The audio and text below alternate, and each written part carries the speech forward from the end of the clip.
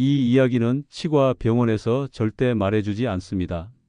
왜냐하면 환자들이 이 방법을 알게 되면 수백만 원짜리 불필요한 임플란트 시술이 줄어들어 병원 수익이 크게 감소하기 때문입니다. 안녕하세요. 45년간 치과 진료실을 지켜온 치과의사 김현수입니다. 오늘 여러분께 들려드릴 이야기는 제가 그동안 차마 말하지 못했던, 하지만 더 이상 침묵할 수 없는 치과계의 불편한 진실입니다. 어제도 진료실에서 마음이 무거워지는 일이 있었습니다. 72살 되신 한 어르신이 고개를 푹 숙이고 앉아 계셨거든요. 선생님, 다른 병원에서 치아를 거의 다 뽑고 임플란트를 해야 한다고 하네요. 이 나이에 그런 큰 수술을 받아야 할까요? 그분의 떨리는 목소리를 들으며 저는 더 이상 침묵할 수 없다고 생각했습니다. 여러분은 치아 하나의 가치가 얼마나 되는지 아시나요? 현재 임플란트 한 개의 평균 비용이 150만 원에서 200만 원 사이입니다.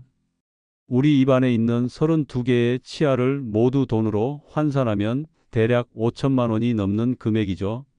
이는 지방의 작은 아파트 한 채 값에 해당합니다. 하지만 더 중요한 건 돈이 아닙니다. 최근 연구에 따르면 자연 치아를 많이 보존한 고령자일수록 인지 능력이 뛰어나고 전반적인 건강 상태도 좋다는 결과가 나왔습니다. 씹는다는 행위 자체가 뇌에 자극을 주고 소화기관에도 긍정적인 영향을 미치기 때문입니다. 반대로 치아를 잃게 되면 씹는 힘이 약해져 영양 섭취에 문제가 생기고 이는 결국 전신 건강이 악화로 이어집니다. 그런데 왜 이렇게 소중한 자연 치아를 너무 쉽게 포기하게 될까요? 제가 45년간 진료실에서 만난 수많은 환자분들을 통해 깨달은 것은 대부분의 치아 문제가 올바른 관리법만 알고 있다면 충분히 예방 가능하다는 사실입니다. 하지만 안타깝게도 많은 분들이 잘못된 정보나 상업적인 이익이 앞선 권유 때문에 소중한 자연 치아를 잃고 계십니다. 특히 요즘 들어 임플란트 시술이 마치 만능 해결책인 것처럼 여겨지는 경향이 있습니다. 물론 임플란트가 필요한 경우도 분명히 있습니다. 하지만 제가 진료하면서 느끼는 것은 적절한 치료와 관리만으로도 자연 치아를 충분히 보존할 수 있는데도 불구하고 너무 성급하게 임플란트를 권하는 경우가 많다는 점입니다. 실제로 몇 년 전 저희 병원에 오신 68세 되신 분의 경우를 말씀드리겠습니다. 다른 치과에서 8개의 임플란트가 필요하다는 진단을 받고 오셨는데 비용만 1,200만 원이 넘었습니다. 하지만 자세히 검사해 보니 대부분의 치아가 적절한 잇몸 치료와 관리만으로도 충분히 보존 가능한 상태였습니다. 지금 3년이 지났지만 그분은 여전히 자신의 치아로 건강하게 지내고 계십니다. 이런 일들을 겪으면서 저는 깨달았습니다. 많은 분들이 치아 건강에 대한 올바른 정보를 모르고 계시고 그 때문에 불필요한 고통과 경제적 부담을 지고 있다는 것을 말입니다. 더욱 안타까운 것은 간단한 생활 습관의 변화만으로도 대부분의 치아 문제를 예방할 수 있음에도 불구하고 이런 정보들이 제대로 알려지지 않고 있다는 점입니다. 치아 건강을 지키는 것은 생각보다 어렵지 않습니다. 하지만 올바른 방법을 알아야 합니다. 많은 분들이 하루에 3번 양치질을 열심히 하고 계시지만 정작 가장 중요한 부분들을 놓치고 계시는 경우가 많습니다. 예를 들어 양치질 타이밍이나 칫솔 선택, 시간 관리 등 작은 차이들이 장기적으로는 엄청난 결과의 차이를 만들어냅니다. 또한 나이가 들수록 침 분비량이 줄어들고 잇몸이 약해지는 것은 자연스러운 현상입니다. 하지만 이런 변화들에 맞는 적절한 대응 방법을 알고 있다면 80살, 90살이 되어도 자연 치아로 맛있는 음식을 드실 수 있습니다. 실제로 저희 병원에서 관리받고 계시는 85세 되신 할머니는 아직도 사과를 깨물어 드실 수 있을 정도로 건강한 치아를 유지하고 계십니다. 그분의 비결은 특별한 게 아니었습니다. 올바른 칫솔질 방법을 익히시고 정기적인 검진을 받으시며 몇 가지 간단한 생활 수칙을 지키신 것뿐이었습니다. 이런 작은 습관들의 차이가 수십 년 후에는 수천만 원의 치료비 차이, 그리고 삶의 질에 엄청난 차이로 나타나게 됩니다. 오늘 여러분께 전해드릴 내용은 제가 45년간 쌓아온 임상 경험을 바탕으로 누구나 쉽게 따라할 수 있는 실용적인 치아 관리법들입니다. 복잡하고 어려운 이론이 아닌 일상 속에서 바로 적용할 수 있는 구체적이고 실용적인 방법들을 알려드리겠습니다. 이 방법들을 꾸준히 실천하신다면 여러분도 임플란트 없이 자연 치아로 건강한 노년을 보내실 수 있을 것입니다. 먼저 여러분께 충격적인 사실 하나를 말씀드리겠습니다. 치아 건강이 단순히 입안의 문제가 아니라는 점입니다. 지난주 진료실에서 만난 74세 되신 한 분의 이야기를 들어보세요. 이분은 오랫동안 당뇨병으로 고생하시면서 혈당 조절이 잘 안 되어 걱정이 많으셨습니다. 그런데 심한 잇몸 염증 때문에 치료를 받으시게 되었는데 놀랍게도 잇몸 치료를 받은 후 혈당 수치가 눈에 띄게 안정되었습니다. 이게 우연의 일치일까요? 절대 그렇지 않습니다.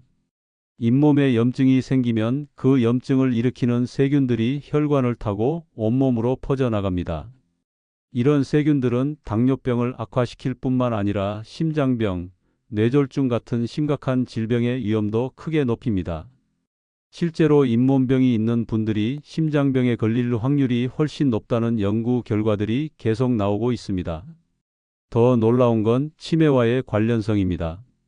최근 연구들을 보면 치매 환자들의 뇌에서 잇몸병을 일으키는 세균이 자주 발견된다고 합니다. 물론 이것만으로 치매의 직접적인 원인이라고 단정할 수는 없지만 구강 건강과 뇌 건강 사이에 밀접한 연관성이 있다는 것은 분명해 보입니다. 그런데 정말 안타까운 점은 이런 중요한 정보들이 일반인들에게 제대로 알려지지 않고 있다는 겁니다. 많은 분들이 이가 아프지 않으면 괜찮다고 생각하시는데 실제로는 잇몸병 초기에는 거의 통증이 없습니다. 마치 고혈압이나 당뇨병처럼 조용히 진행되다가 어느 순간 큰 문제로 나타나는 거죠. 60대 중반의 한 분은 저에게 이렇게 말씀하셨습니다. 선생님, 저는 양치질을 하루에 3번씩 꼼꼼히 하는데도 왜 잇몸에서 피가 날까요? 이분처럼 열심히 양치질을 하시는 분들도 많지만 안타깝게도 대부분 올바른 방법을 모르고 계십니다. 일반적인 양치질만으로는 입 안 세균의 절반 정도밖에 제거되지 않습니다. 특히 치아 사이사이나 잇몸 경계 부분은 칫솔이 닿기 어려워서 세균들이 그대로 남아있게 됩니다. 이런 곳에 쌓인 세균들이 바로 잇몸병의 주범이 되는 거죠. 그럼 어떻게 해야 할까요? 제가 45년간의 경험을 통해 찾아낸 가장 효과적인 방법들을 알려드리겠습니다. 우선 물 압력을 이용한 구강 세정이 정말 중요합니다. 구강 세정기라고 하는 기계인데 물의 압력으로 치아 사이사이의 음식 찌꺼기와 세균을 제거해 줍니다. 처음에는 조금 어색하실 수 있지만 며칠만 써보시면 입안이 훨씬 깨끗해지는 걸 느끼실 겁니다. 특히 손목에 힘이 없어서 칫솔질이 어려우신 어르신들에게는 정말 도움이 됩니다.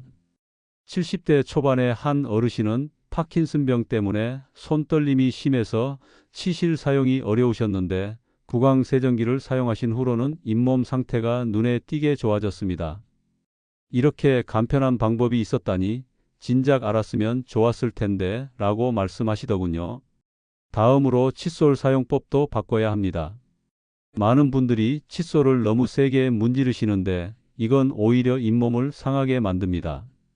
올바른 방법은 부드러운 칫솔을 사용해서 잇몸 경계선에 대고 작은 원을 그리듯 부드럽게 닦는 것입니다. 힘을 빼고 천천히 마치 잇몸을 마사지한다는 느낌으로 하시면 됩니다. 그리고 양치 시간도 중요합니다. 대부분의 분들이 1분도 안 되게 휘리릭 하고 마시는데 최소한 2분 이상은 해야 합니다. 처음에는 지루하게 느껴지실 수도 있지만 음악을 들으시거나 머릿속으로 오늘 할 일을 정리하시면서 하면 시간이 금세 지나갑니다. 시간 관리도 빼놓을 수 없습니다. 치아 사이사이는 일반 칫솔로는 절대 깨끗해지지 않습니다. 치실이나 치간 칫솔을 사용해야 하는데 손이 불편하신 분들은 치실 홀더를 사용하시면 훨씬 쉽습니다. 처음에는 번거롭게 느껴지시겠지만 며칠만 하시면 습관이 됩니다. 70살 되신 한 분은 치간 칫솔을 사용하기 시작한 지 일주일 만에 손자가 할아버지 입냄새가 없어졌네 라고 말했다며 정말 기뻐하셨습니다. 이런 작은 변화들이 삶의 질을 크게 향상시켜주는 거죠. 여기서 중요한 팁 하나를 더 드리겠습니다. 식사 후 바로 양치하지 마세요. 음식을 먹으면 입안이 산성이 되는데 이때 바로 양치를 하면 오히려 치아 표면이 손상될 수 있습니다. 30분 정도 기다렸다가 하시거나 바로 하고 싶으시면 물로 입을 헹구시는 것만으로도 충분합니다. 또 하나 놓치기 쉬운 게 침 분비 관리입니다. 나이가 들면 자연스럽게 침이 줄어드는데 침은 입안의 천연 세정제 역할을 합니다. 침이 부족하면 충치와 잇몸병 위험이 크게 높아집니다. 물을 자주 드시고 무설탕 껌을 씹으시는 것만으로도 침 분비를 늘릴 수 있습니다. 치약 선택도 신경 써야 합니다.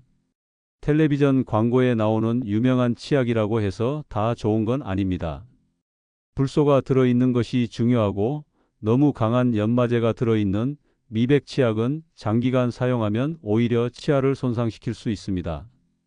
70대 후반의 한 여성분은 몇 년간 미백 치약만 고집하시다가 치아가 시리고 아파서 오셨는데 일반 불소 치약으로 바꾸신 후 증상이 많이 좋아졌습니다.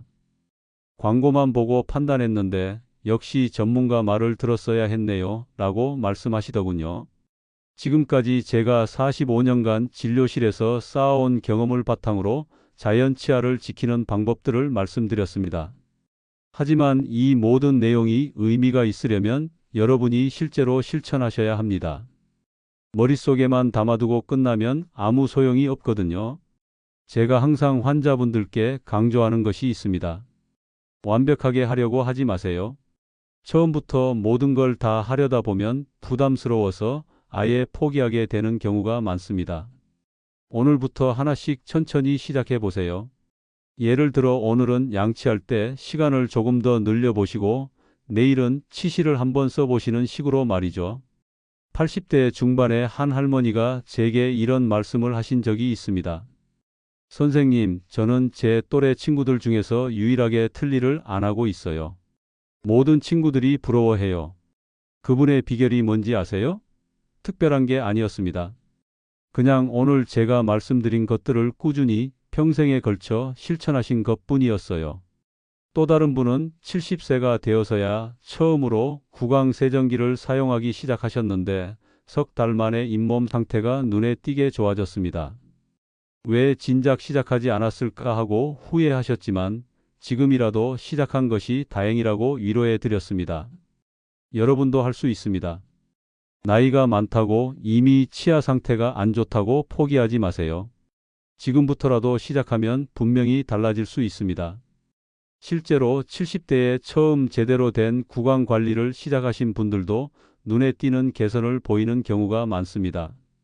그런데 여기서 중요한 점 하나를 더 말씀드려야겠습니다. 바로 정기적인 치과 검진입니다. 아무리 집에서 열심히 관리를 해도 전문가의 도움 없이는 한계가 있습니다. 6개월에 한 번 정도는 치과에 가서 스케일링도 받고 전문적인 검사도 받으시길 권합니다. 많은 분들이 치과 가는 걸 무서워하시거나 비용 때문에 망설이시는데 요즘은 건강보험이 적용되는 항목들이 많아서 생각보다 부담스럽지 않습니다. 65세 이상이시면 연 1회 스케일링은 거의 무료로 받으실 수 있고 기본적인 잇몸 치료도 보험이 적용됩니다. 그런데 치과를 선택할 때 조심하셔야 할 점들이 있습니다. 첫 방문에서 바로 비싼 치료를 권하는 곳은 피하세요. 좋은 치과는 항상 자연 치아를 살리는 방법을 먼저 고려합니다. 또 충분한 시간을 가지고 꼼꼼히 검사하고 환자에게 현재 상태를 자세히 설명해 주는 곳을 찾으세요. 제가 진료하면서 안타까웠던 경우 중 하나는 다른 치과에서 임플란트 여러 개를 권유받고 오신 60대 후반의 남성분이었습니다. 자세히 검사해 보니 2개 정도의 치아만 문제가 있었고 나머지는 적절한 치료만 받으면 충분히 보존 가능한 상태였습니다. 결국 그분은 원래 비용의 3분의 1도 안 되는 돈으로 치료를 마치셨죠. 만약 여러분도 임플란트가 필요하다는 진단을 받으셨다면 성급하게 결정하지 마시고 다른 치과에서도 한 번 더 상담받아 보세요. 세컨드 오피니언이라고 하는 건데 이건 환자로서 당연한 권리입니다. 제가 봐온 경험으로는 상당수의 경우에 적절한 치료와 관리만으로도 자연 치아를 충분히 보존할 수 있었습니다. 또 하나 강조하고 싶은 것은 구강 건강이 전신 건강과 직결되어 있다는 점입니다. 오늘 말씀드렸듯이 잇몸병이 당뇨병, 심장병, 심지어 치매와도 연관이 있다는 연구 결과들이 계속 나오고 있습니다. 따라서 치아를 관리하는 것은 단순히 입안의 문제가 아니라 전체적인 건강 관리의 핵심입니다. 여러분의 건강한 치아는 단순히 음식을 씹는 도구가 아닙니다. 자신감 넘치는 미소의 바탕이고 맛있는 음식을 즐길 수 있게 해주는 행복의 원천이며 더 나아가 전신 건강을 지켜주는 파수꾼입니다. 그리고 무엇보다 돈으로도 살 수 없는 소중한 여러분 자신의 일부입니다. 제가 의사 생활을 하면서 가장 기쁜 순간은 환자분들이 선생님 덕분에 이제 음식 먹는 게 즐거워졌어요 라고 말씀해 주실 때입니다. 또는 손자가 할머니 입냄새 안 난다고 하네요 라고 기뻐하실 때입니다. 이런 작은 변화들이 삶의 질을 얼마나 크게 향상시키는지 여러분도 곧 느끼시게 될 겁니다. 오늘 제가 말씀드린 내용들이 여러분의 삶에 작은 변화라도 가져다 줄 수 있다면 정말 기쁠 것 같습니다. 45년간 의사 생활을 하면서 가장 보람을 느끼는 순간은 환자분들이 건강한 미소를 되찾으셨을 때입니다. 여러분도 지금부터 시작해 보세요. 오늘 저녁 양치할 때 조금 더 시간을 들여서 해보시고 내일은 치실이나 치간 칫솔을 한번 써보세요.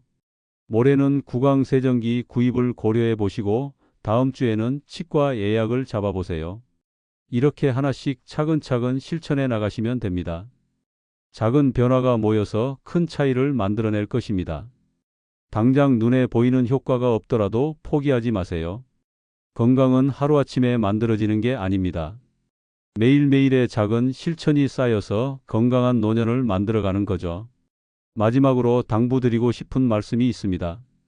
지금 당장은 효과가 보이지 않을 수도 있지만 10년 후, 20년 후에는 분명히 그 차이를 느끼실 수 있을 겁니다. 그때 가서 그때 시작하기를 정말 잘했다고 생각하시게 될 거예요. 여러분 모두가 90세, 100세가 되어서도 자연 치아로 맛있는 음식을 드시고 활짝 웃으실 수 있기를 진심으로 바랍니다. 건강한 치아는 건강한 삶의 시작입니다. 오늘 이 내용이 도움이 되셨다면 꼭 구독 버튼을 눌러주세요. 그리고 좋아요도 눌러주시면 더 많은 분들이 이런 유용한 정보를 접할 수 있게 됩니다.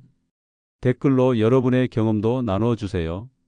혹시 치과에서 과도한 치료를 권유받은 적이 있으시거나 오늘 소개해드린 방법들을 실제로 써보신 후기가 있으시다면 댓글로 남겨주시기 바랍니다. 여러분의 이야기 하나하나가 다른 분들에게 큰 도움이 될 수 있습니다. 그리고 궁금한 점이 있으시면 언제든지 댓글로 질문해 주세요. 제가 답변할 수 있는 범위에서 최대한 도움을 드리겠습니다. 여러분의 건강한 미소를 응원합니다. 감사합니다.